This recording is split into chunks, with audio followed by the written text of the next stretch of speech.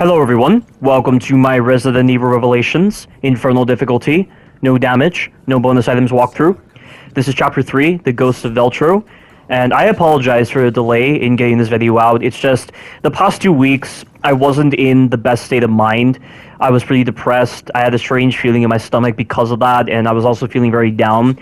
And due to this, I didn't have the same level of pleasure or satisfaction from actually doing a lot of commentary or actually playing my games or doing anything like that. And all of this was mainly the result of one of my family members putting a lot of pressure on me because we don't have the best relationship with each other and I don't see it improving anytime soon. And he can be very overbearing and downright rude whenever he wants to be because it's like that whenever he's the only one in the house. So that was definitely the main reason for all of that, and it's the longest I've ever had to spend with someone like him. And alongside this, I was also in the pre-hiring stage of getting started on my first job because the people managing that have kind of messed up the hiring stage involved with that. So it's just led to a lot of delays. And pretty much the culmination of all these factors just led to this video getting delayed. And since I am getting started on my job real soon, I might only be posting videos on the weekends. I mean, that depends if I actually have free time on the weekdays. I hope it doesn't present as too much of a problem. But that's all I have to say on that. So having said all that, we are on Chapter 3 right now, and we're doing a very fun encounter right here. So this first part of Chapter 3 is amazing. I mean, it's only good up until the last part of Chapter 3, where you have that defense sequence where you have to survive those hunters until the elevator comes, which is a really bad sequence. But before that point, the hunter encounters are a lot of fun. And this right here, I'm utilizing a strategy that I developed in my pistol-only walkthrough. And to think that doing a stupid run like that was actually beneficial in understanding a lot more on how the AI works, and in actually understanding the best way to deal with these hunters right here. And what I do is I stand on this staircase right here, and it forces the hunters to run longer than usual. And the cool thing about the hunters on this game is if you shoot them out of the air, or you shoot them while they're running, they will go into a stun animation that allows you to punish that animation with a melee attack. How cool is that? And the best part is, because I'm not playing as Jill, the RPG designs of Resident Evil Revelations aren't getting in the way, so this is effectively serving as a consistent method, which is so cool. Like, just imagine what this game could be like if it didn't have any RPG designs, and you could actually trust a lot of these mechanics, and the enemies were better designed. Like, just think how cool this game would be. Like, this could honestly be one of the best Resident Evil games, but it's not. This game has a lot of problems, and I definitely need to do a Poor Designs or Resident Evil Revelations video series when I get the chance. But right there, I dealt with those hunters. And what I normally do is, when I first started, I swapped my machine gun, and I do not go for the melee attack immediately, because hunters have a gift for hitting you during melee attacks. Like, 90% of the time when I went for a melee attack, I always got hit. And it's because the hunters do a lot of these double hits, and they have a tendency of attacking you at a range where the dodge doesn't really detect properly, and because it's out of range, they tend to prioritize attacking you the moment you finish your melee attack, which is very annoying. So try to go for the melee attack sparingly, and you will be fine. But after I deal with the first initial wave of hunters with my machine gun, I swap to my pistol, and I just shoot them while they're running, and then I punish them with a melee attack. And if the hunters land on the staircase when they're in that stun animation, the range on your melee attack is extended a little bit more. If they're not on the staircase itself and they're on flat ground, you'll have to move very close to them for the prompt to actually register, which is a little annoying. And if there are any hunters nearby, it can definitely prove to be a problem. But as long as you bear that in mind, you should be fine. And right here, you need to make sure you have a grenade with you, because these hunters are very quick to attack you. And I always hug the right-hand side so that they don't immediately attack me. And because they're relatively close to me, if they do decide to attack me, the dodge will at least have better detection. Hunters on this game are really cool. They're definitely a lot better than Resident Evil 1 Remake's hunters, because the hunters on that game were pretty much pushovers, and there was never any incentive to deal with them, and they were always placed in a way where you could just simply run past them because the game was designed for knife only. So hunters weren't really that much of a threat. They were more so nuisances and obstacles than actual enemy types, whereas these guys are actual enemy types. They don't feel like obstacles, and they have the systems necessary to balance them out, minus some other problems that I've already discussed. And speaking of systems, I should actually talk about the melee system on this game and why I don't really like it. So, the melee on this game is very different to Resident Evil 4's melee. You have to specifically shoot the enemy until they get stunned. I mean, there are some enemies where it's tailored to actually stunning their body parts, but these guys, it's more so about shooting them during a specific animation that allows you to get the stun, and then you're able to punish with a melee attack. But the melee on this game, it has a charging property to it, where if you hold X for the right amount of time, you will do a much more powerful melee attack. But there's a big problem with the system, and I don't like it whatsoever. The melee on this game, the variable that governs the melee is a binary variable, which means that there are only two possible states that the melee can be put into. Either you just tap X, or you don't fully charge it and you get the same amount of damage, or you fully charge it and you get a lot more damage. Those are the only two states where you can get different damage with the melee. But that's so stupid. It should be a continuous variable. I don't see why it's a binary variable. Like, if you don't specifically fully charge the melee, it will do the same amount of damage as what you'd be getting if you just simply tap the X button, which is just bad. And the melee takes so long to charge in this game. And this, plus the other aspects with enemies being able to hit you just ferociously so much, and they spam attack like crazy whenever you're in animations, it just makes the melee very unreliable in a lot of situations. And then with the way you have to specifically shoot body parts in order to stun the enemies, and it's a little bit more rigid in how it's designed, and it's heavily dependent upon arbitrary damage values compared to Resident Evil 4, 5, 6, or the Not a Hero DLC from 7, where it's all dependent upon just specific states and the kind of weapon that you're using. Like, it's bad. And the melee on this game just isn't that reliable in a lot of situations, and by the time you get to the later chapters, your weaponry is going to be very strong that you'll never really have a lot of opportunities to do the melee anyway. I mean, if you still have the pistol or the machine gun, it's a little different. Or when you have the shotgun can be very handy against the hunters, because the shotgun has the special characteristic to it where it is always a guaranteed stun on a hunter if you shoot them out of the air or you shoot them while they're running. I mean, the part where they're running, you have to be kind of close to them in order for the stun to register better. But the shotgun's definitely the best weapon to use against the hunters, and it's not dependent upon arbitrary damage values, which is so cool, but every other weapon is dependent upon arbitrary damage values. But the melee, the melee just doesn't complement that very well, and I personally don't like the melee in the Revelations sub-series. And like in Revelations 2, it had a little bit more utilities because the stuns on the enemies were a little bit more consistent compared to the stuns in Resident Evil Revelations. But the charge attack property on the melee wasn't that useful, I would say, and it could easily be replaced by the ground finish move that you can just get from the skill tree system. And that was just a better melee attack compared to the standard charge attack. Oh, by the way, I need to stop on this tangent right now because this is the part that is dreadful. I don't like this sequence at all. You have to wait roughly 2 minutes. And the thing with this is, the hunters on this part, if you save one hunter, you can pause the spawn, but the thing is that when the elevator spawns in and it actually gets to your floor, hunters just spawn out of nowhere and you have to get into the elevator very quickly. So you have to pretty much wait a little bit and then set up at the elevator so that by the time the elevator comes, you're standing right next to it and you can get in. But then you have to worry about Jessica, and Jessica takes forever to get into the elevator sometimes, and the AI on this game is completely useless. And then you have the random nature to the hunters where there's no telling where they'll spawn, and then at times they tend to spawn right in front of you or just jumping right in front of you whenever you're running away. And it can prove to be very problematic. And I think I'm trying to save a hunter. Yeah, I'm trying to save a hunter right here. So after you kill that first initial wave of hunters, you seem to only get 2 hunters at once. So I'm trying to kill one of the hunters and then save this guy right here. And I'm going to try to use the iframes of mantling in order to stay ahead of this guy. And if he does decide to jump in front of me, I'm going to try to either dodge him or just run right past him by hugging his left-hand side. And I mean his left-hand side, like my right, his left. It's a strategy that I developed on my pistol-only run when I was having so much trouble with the dodges detection because of how shit the dodge is on this game. And the fact that the hunters can just hit you at a range where the dodge just doesn't detect.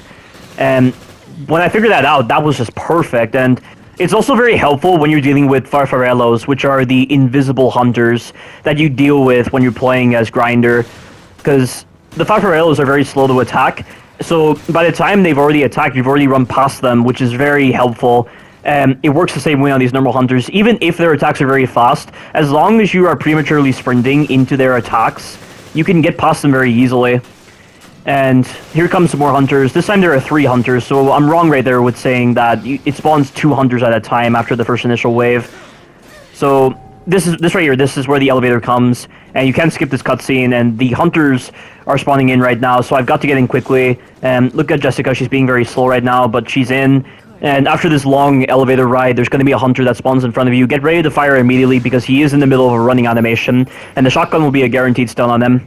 And that is the last enemy you have to deal with in this part of the chapter, and we now transition back to Jill. And this part is annoying because of the boss fight coming up. This is effectively going to be the first chapter that features a boss fight, and it's against the comms officer, and it's a pretty shit boss fight. That's all I'll really say about it. And you can do a really cool quick kill method on him by just placing the reticle on your sniper rifle correctly so that you can effectively stun lock him and just get continuous critical hits.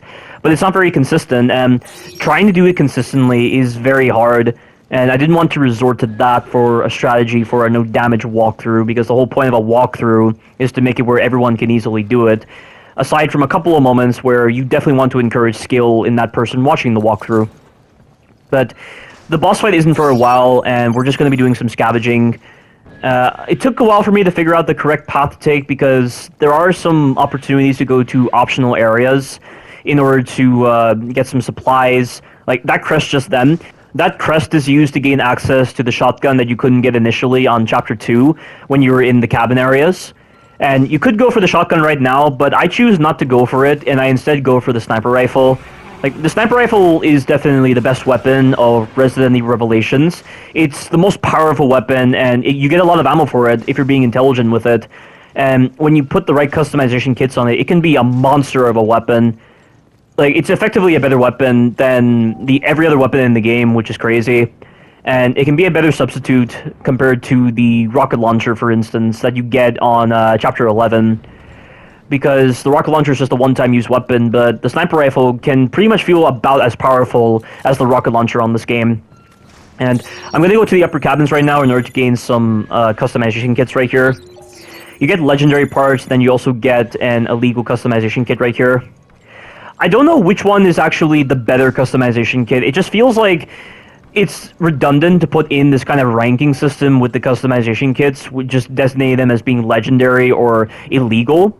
Because I don't feel like the class of the customization kit is perfectly representative of the utility of the customization kit itself. Like, you might get an illegal customization kit and it'll sometimes be like charge shot, but charge shot doesn't really have a lot of significance because the sniper rifle is already perfectly useful, more so than the charge shot on your Magnum, for instance. Or you might get like capacity, but capacity, you've already applied it to your other weapons, and there are certain weapons where it's just not really worth putting a capacity upgrade on. So I'm not a big fan of the way they try to make certain customization kits feel better than others when you actually put them on your weapon and they don't really serve that much of a purpose. That's really all I have to say on that. I think it's just a very redundant process of trying to put in this kind of designation system with the customization kits, and the same case can easily be applied to Revelations 2, as I've already explained.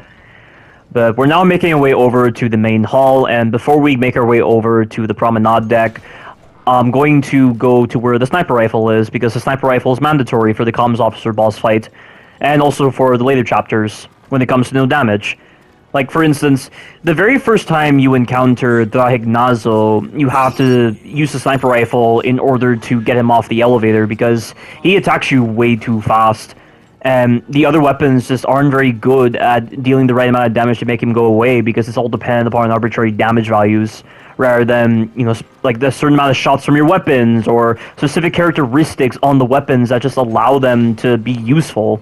You know, I really hate that about the RPG designs in this game. And, I mean, you don't really encounter it as much in Revelations 2, I would say. But in Village, you definitely encounter it a lot more. I mean, I don't even know which is worse. I don't know if Resident Evil Revelations RPG designs are worse than Village's or vice versa. It's hard to say. Like, I feel like it's worse in Village in the sense that you really notice how much the RPG designs play a role in the natural progression of the game. Whereas in Revelations 1, because you're already scouring the area for supplies, you just happen to stumble upon this, and then you therefore put it into your workbench system, and it's not so much of a problem that way. So you don't really notice how much it impacts the natural progression of the game. But in Village, given that you're having to slot into a merchant system, and the merchant system feels a lot more illogical and unrealistic compared to customization kits, it really comes across as being bad in Village more so than in Revelations. And it doesn't really help that the actual presentation of the game and the promotional videos in play with Resident Evil Village, it really comes across as a game that doesn't feel like it's designed with the merchant in mind. It comes across as a game that seems like it wants to respect its survival horror designs by not forcing you to slot into the merchant system to get a similar result that you would be getting on hardcore difficulty without the merchant. And I think that's one of the other reasons why I despise the RPG designs in Village more so than in Revelations. Because just looking at this game, and just looking at the way it's presented, you can kind of tell that the customization kits do play a huge role in this game, and you don't really think of it so much. But then in Resident Evil Village, because of the way the actual gameplay flows compared to how it's actually presented in game, and also in the promotional videos, it really presents a huge contrast right there. And that huge contrast just makes me not respect Resident Evil Village as much when it comes to its RPG designs compared to Resident Evil Revelations. I mean, in the end, Resident Evil Revelations and Village should not have embraced the RPG designs. They should have paid a lot more respect to their survival horror designs by not forcing you to slot into these very gamey systems of upgrades. I mean, Village just feels a lot more gamey than Revelations because the whole idea of the merchant system and the whole idea of getting money from the enemies to actually slot into that, and somehow that's part of the canon. Are we to assume that Ethan always went to the merchant and he actually got money from the enemies that allowed him to progress through the game? Like, it's so forceful that it almost feels canon. So then we have to assume the merchant is canon. Like, it's stuff like that that really makes me dislike the RPG designs in Village a lot more than Revelations. But in this one, I mean, it's nice that the customization kits actually feel like a logical system, but in their presentation and their outcomes and the kind of like abilities they give you, it does come across as a bit gamey, and I just feel like it doesn't respect the survival horror aspects very well, and it forces you to be so reliant upon arbitrary damage values and other properties in order to just get better results. And it just feels like you have to be very rigid in how you approach Resident Evil Revelations and Village because of these RPG designs, whereas in the other games, you never had to stick to one specific way to get through an area because of the fact that they didn't embrace RPG designs and the survival horror aspects were heavily encouraged. But it's a big problem that I have with the RPG designs and Revelations and Resident Evil Village. And I feel like if they did away with the RPG designs entirely, this would have felt more Resident Evil-esque than what it's actually presented as right now. That's really what I have to say about the RPG designs, and I think there's a lot more I really need to say. And right now, we're coming across the comms officer in a moment, and we're taking the time to scour the area for supplies. And the comms officer is a very shit fight, because it's heavily dependent upon the sniper rifle, and even when you don't have the sniper rifle, you can be very reliant upon getting the comms officer to attack, because when he does attack, the enemies don't attack at all. It's a very strange system that this game has, where whenever one enemy attacks, the other enemies are delayed. And because the comms officer does a lot of lengthy attacks, the enemies are standing still for a very long duration, and they can't attack you so long as the comms officer is attacking. So while he's attacking, you can dispatch the enemies, or you can use the time to attack the comms officer. And there's this whole system where you can hit the comms officer in the head with a powered-up sniper rifle, and it does do a critical hit on them, but the detection on the critical hit is awful. And even when your reticle is perfectly on the comms officer's head, there are times when it just doesn't detect correctly, which is yet another problem that this boss fight has. And then you have all the enemies like coming after you, and there are so many enemies that it comes across as being an infinite spawn when it actually isn't. There's just way too many enemies, and if you don't finish off the comms officer quickly, the enemies just keep on spawning. So, like, there's just a lot of these properties put in place alongside the fundamental problems that Revelations has that makes this boss fight bad. And it doesn't help that the RPG designs play such a heavy role in dictating the proper flow to this encounter. And that's why it's just very hard to get any real consistency with the way this fight progresses. And we're starting it right here. And by the way, that checkpoint just then, you can actually trigger that checkpoint multiple times. So if you head back and then you go back to where that checkpoint triggers, you can re-engage the checkpoint, which is very helpful in case you need to save any kind of upgrades that you put onto your weapons. And that right there, I killed that guy with the sniper rifle, and then I used the gas tank in order to kill this double-bladed ooze. And the gas tanks are hit and miss. Sometimes they'll kill that guy, other times they won't. And then there are other stupid moments where the gas tanks are supposed to stun enemies in certain moments, but there are times when the enemies can bypass the stun. And I don't know how, after so many Resident Evil games involving explosive canisters, and explosive canisters have always been good, I don't understand how this game could have this whole problem with inconsistencies present on the explosive canisters. And this kind of inconsistency was also present with the explosive canisters in Resident Evil 3 Remake, because there were times when the explosive barrels could take down Nemesis in one shot and stun him, but then there are times where it wasn't the case, and that level of inconsistency forced you to be reliant upon using a grenade first and then using the explosive barrels in order to deal with Nemesis. And it's just so tedious and just so pathetically designed. And if the system worked better, you wouldn't have to put up with that. You're having to accommodate for a fault in a developer's decision making right there. And there are just a lot of moments in Revelations where I'm having to be very hesitant when using an explosive barrel or an explosive canister in order to actually get through an encounter easily. And that right there, I managed to finish off the comms officer boss fight. Looked easy, didn't it? But if you take too long, the enemies will just swarm you like crazy. Like, there are so many enemies coming towards me right now, and each time you kill an enemy while the comms officer is alive, another enemy will spawn in. And if you get the range ones are especially annoying, and the double-bladed ooze are even worse, or rather just as bad, because they can hit you at a range where the dodge just doesn't detect. I mean, the normal ooze are perfectly fine because they go down very quickly from damage 4 on the pistol if you have burst 5. But overall, it's just not a very good encounter. I don't like that encounter, and it's just hard to get any real consistency with it when the game is screwing you over with its very shit designs. So really, this boss fight feels more like a damage race, more so than a skillfully designed fight. And anytime you design a boss around a damage race, it's always going to be bad. Every single boss that is designed around just mindlessly damage racing it is always going to be bad, because it means that the developers want you to kill the boss very quickly so that you don't see any of the poor designs present. And I don't really see the most consistent way to do that. And while there is a very consistent way of being able to place your reticle correctly on the comms officer when he spawns and just getting continuous critical hits with your sniper rifle, it's just very hard to pull off. And at times, even when you shoot the head, it doesn't trigger the critical hit correctly. And then you have the added element of enemies attacking you while you're busy doing that strategy, like the range guys, because the range guy spawns right behind you when you're first starting the fight. It can prove to be very problematic if you're just sitting in that spot and just shooting him with the sniper rifle. Like, there's nothing you can really do to make the comms officer fight feel good. But I think that's just a general problem with Resident Evil Revelations. I think for the most part, a lot of the bosses on this game don't really feel that good, or they have some added elements that just make them very annoying and poorly designed. And I think the only boss that really stands out to me as being a really fun boss fight that is really well designed is the final boss, because Jack Norman has some really cool properties to him. The dodge does work against him, the feedback on your weapons is helpful, and you can tell that you're doing damage to him, and he doesn't feel so cheesy a lot of the times. And I just think it's a fight that works, and that is a fight that so many people consider very, very challenging.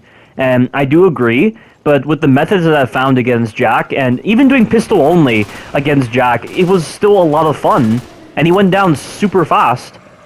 It's a great fight, and I think it's definitely the main highlight of this game, alongside like the past moments, like some of the past moments that are actually good. Like, those are really the only moments where this game really stands out in the right way as a Resident Evil game. But every other part of the Resident Evil Revelations, it doesn't elicit the same amount of impact as those sections do, or they feel very underwhelming. So it's kind of hard to decide where to rank this game in my overall ranking of the series, but maybe as I do this walkthrough, I'll figure that out.